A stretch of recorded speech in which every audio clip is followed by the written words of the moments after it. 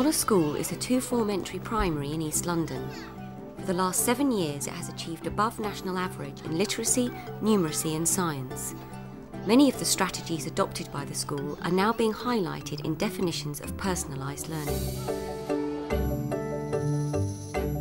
One of the things that has made our school work is that we've tried to use the best of what we've got, and a lot of that reflects on the teachers that we have. What did we do on the board? We've got a school full of teachers who are very able. What we needed to do was work together as that able team, but allow for the individuality within it as well. There needs to be lots of room for autonomy, lots of room for people to make their decisions because they know how they work best. As they get the knowledge around their children, they know how they work best. And that relationship works best when people feel empowered to take charge of what they do. The school fosters teacher autonomy, but this autonomy exists within a clearly defined, agreed framework. We're all responsible for our own individual areas of work within the wider situation. So the fairest thing to do was to have an understanding about where we wanted children to be all the way through school, not just at year 2 and year 6 when they were being externally assessed, but at each stage in between. The school aims for every child to progress by 2/3 of a national curriculum level each year.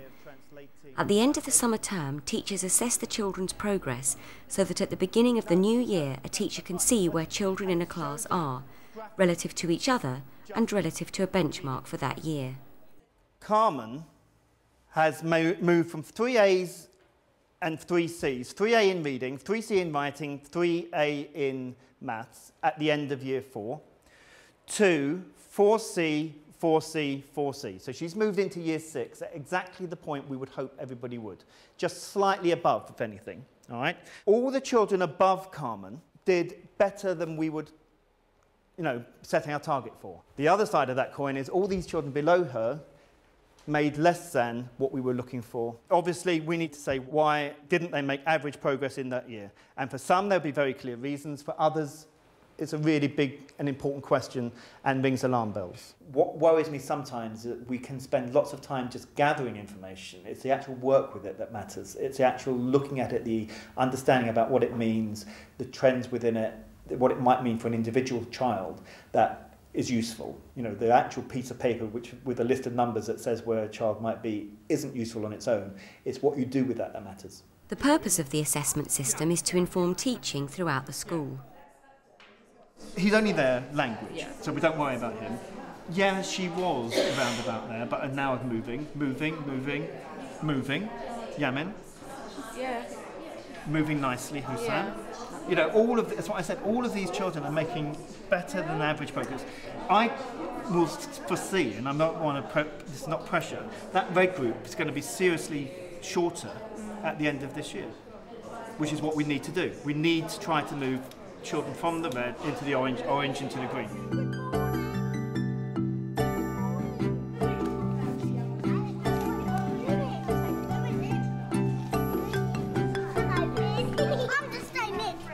The ongoing assessment of the children begins in reception. We work very closely in here as a team.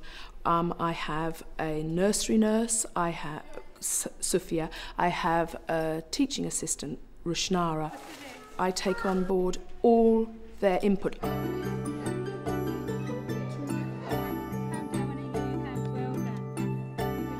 The whole reception team is involved in the process of assessment. How many are you going to put in there? 8. Go on then. 1, 2, 3,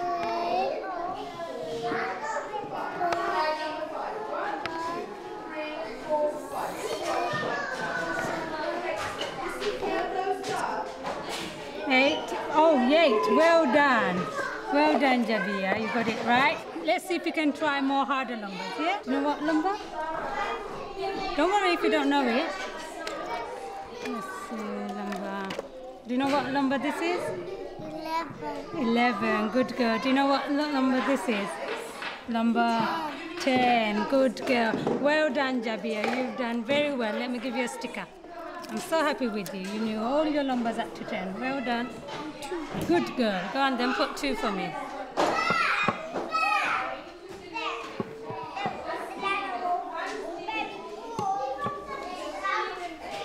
Okay, shall we check it if it's right? Shall we check it? Let's see if it's right. How many have you got in there? Please count for me. Put it to my hands. Say, count it for me.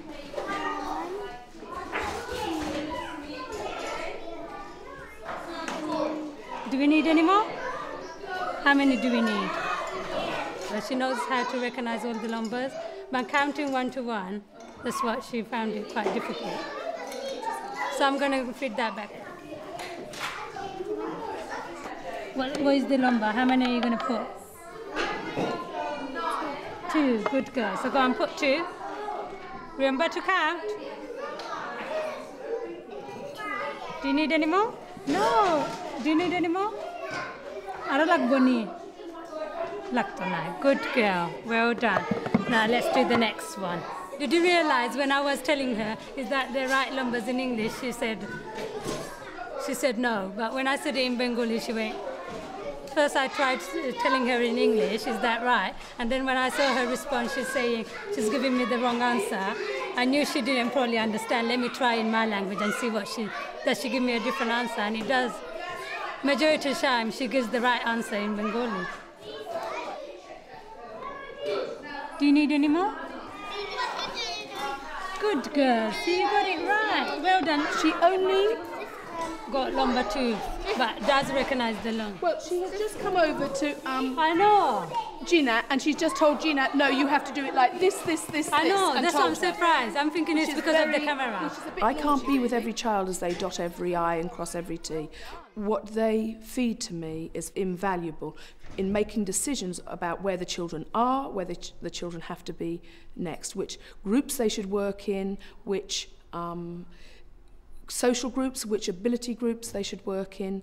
I just really quickly want us to go through where we're up to with assessments and where we're going ahead to for the profiles. I need to see you, Sophia, about the ELS assessments. Give me a moment. I just want to look for 2 minutes at groups.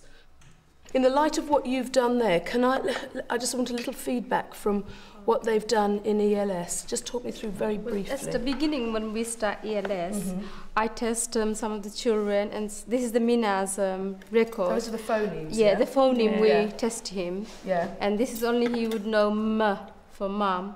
End of our ELS, I test him back. When was it? You know, so he came 4th, on the 4th, 15th of 4th, and he would know 25 phonemes. That's what we love to hear. So he developed. The problem with him now, where we've got to take this on to, is that they are actually sounding out for spelling. So Alongside recorded assessment, the school emphasises the importance of day-to-day informal assessment. Yes, I think he At needs the end that of a helps lesson, too. the adults that have worked delivering it share the information that they've got about the different parts that they've played in that lesson, because obviously the teacher's not in charge of all the children all the time. Teaching assistants or other teachers work with them, and we find that the sharing of that information makes a crucial difference. Jamie, have I seen a picture there? Come and show us. We do a lot of observations in the class where we stand back and watch the children. We might not write those all down. I don't think that there's a limit to the amount of paperwork we need to do, but we do observe consistently and continuously, and we feed back to each other. Show everybody the picture and tell us what it's about first. What do you think it's about, Abby? The house is on fire. The house is on fire? And the fire engine's coming. We're going to the fire station. All forms of assessment feed in to build a picture of a child's learning needs. Assessment is integral to teaching. And we're not going to see the fire in. And I gave them a birthday cake, my Spider-Man one. One of our aims is to meet the children at their point of need. Working at fire station. You'd like to work there, would you? And when I'm offended another fire, I'm not going to go to the fire engine station. I'm going to get my Spider-Man costume and my... His point of need now is to put all the bubbling information he has in his head onto paper, so it becomes concrete. Not just for us, but for him himself. Yes, Fahmid. Rachel Kelly. Then I go on the fire station. You went to the fire. You visited the fire station when you were at Rachel Keeling. Yeah. What lucky children you. Fahmid. Language is his biggest focus at the moment. Is actually getting those words out, and you'll see him as he pushes himself to try and express himself and express his needs. It's lovely to see, actually. He's a bit of a buzz for me. We looked at a few maps yesterday, didn't we?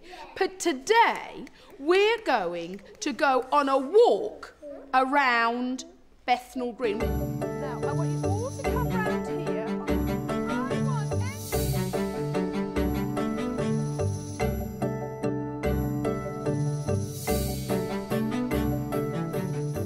We've been working on map making, very cross-curricular work we've been doing. Geography is sequencing for literacy, we're going to be labelling. I'm going to take a very mixed ability group today. We're going to do some follow-up work from our work in the locality yesterday. Fahmid, what did you see yesterday, my boy? Oh, let's sit up. Fire engine. You want to draw a fire engine? Okay, go on then. And do you want to draw the fire station? No. No. Okay, just draw the fire engine. Yeah, and go on then. Draw me a big church. And also a squirrel. You saw a squirrel in the park. You can draw that on the next page. And the squirrel likes nuts. A squirrel does like. But do you want to draw the park and the squirrel first? With the flowers. Go on then. Lots of trees, and then the.